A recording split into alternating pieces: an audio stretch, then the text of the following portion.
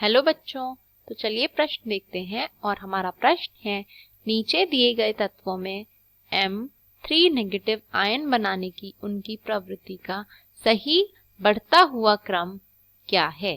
ठीक है, तो यहाँ पर सबसे पहले हम इस प्रश्न को हल करेंगे और यह जो प्रश्न है इसकी जो मुख्य अवधारणा है ये यहाँ पर हम सबसे पहले लिख लेंगे।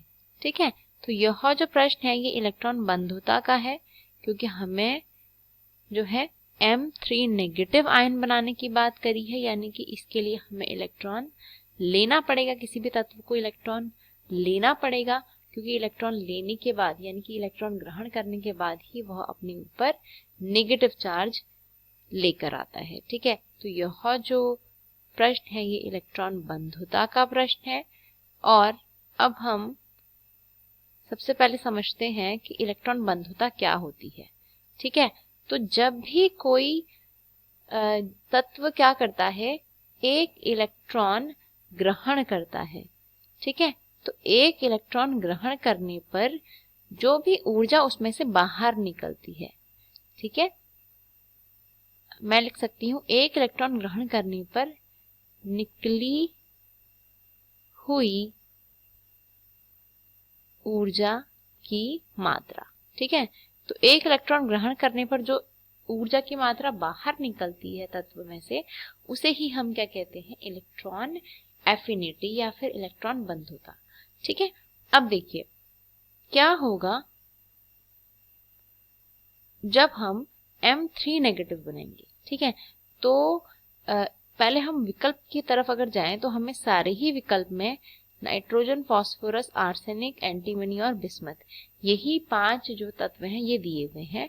अब ये पांचों जो तत्व हैं ये एक ही वर्ग के तत्व हैं, जो कि है वर्ग, अगर बात करें तो ये है वर्ग 15। ठीक है, तो वर्ग 15 में नाइट्रोजन भी आता है, फास्फोरस भी आता है, आर्सेनिक भी आता है, एंटीमनी भी और बिस्मथ भी।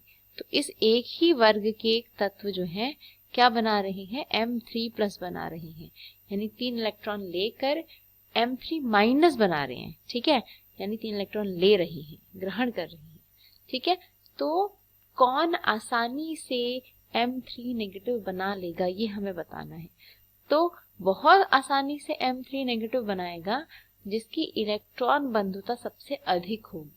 ठीक है, और एक वर्ग में क्या होता है, जब हम ऊपर से नीचे की तरफ जाते हैं तो जो इलेक्ट्रॉन बंधुता होती है इसका जो मान होता है ये घटता है।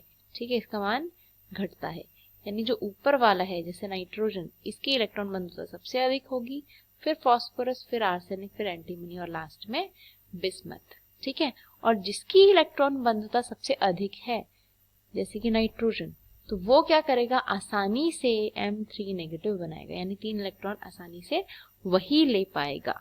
ठीक है, क्योंकि सबसे अधिक ऊर्जा उसी में से बाहर निकलेगी, क्योंकि सबसे अधिक इलेक्ट्रॉन बंधुता ही उसकी है, तो आसानी से वह क्या करेगा, 3 इलेक्ट्रॉन अंदर लेगा और बहुत सारी ऊर्जा को बाहर छोड़ देगा, जिससे क्या होगा, वह बहुत अधिक स्थायी बन जाएगा। ठीक है, तो यहाँ पर हमें सीधा सीधा याद रखना है कि ऊपर से नीचे को जाने पर इलेक्ट्रॉन बंधुता घटती है, और जिसकी इलेक्ट्रॉन बंधुता अधिक होगी वही इलेक्ट्रॉन आसानी से ले पाएगा।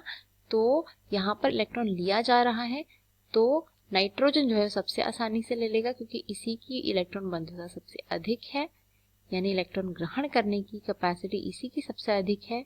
इसके बाद हम जैसे जैसे नीचे को चलते हैं तो फास्फोरस, फिर आर्सेनिक, फिर एंटीमनी और फिर बिस्मथ, तो ये हमारा बिल्कुल सही क्रम हो जाएगा इलेक्ट्रॉनिक बंधुता का भी और M3 नेगेटिव आयन बनाने का भी। ठीक है, जो सही उत्तर होगा वो होगा विकल्प बी, यानी नाइट्रोजन सबसे ज्यादा, फिर फास्फोरस, फिर आर्सेनिक, फिर एंटीमनी और फिर बिस्मथ, और बाकी के जो विकल्प हैं ये गलत हो जाएंगे। ठीक है, तो जो सही उत्तर होगा वो होगा आपका विकल्प नंबर बी। ठीक है, तो मैं आशा करती हूँ आपको उत्तर समझ में आया। धन्यवाद।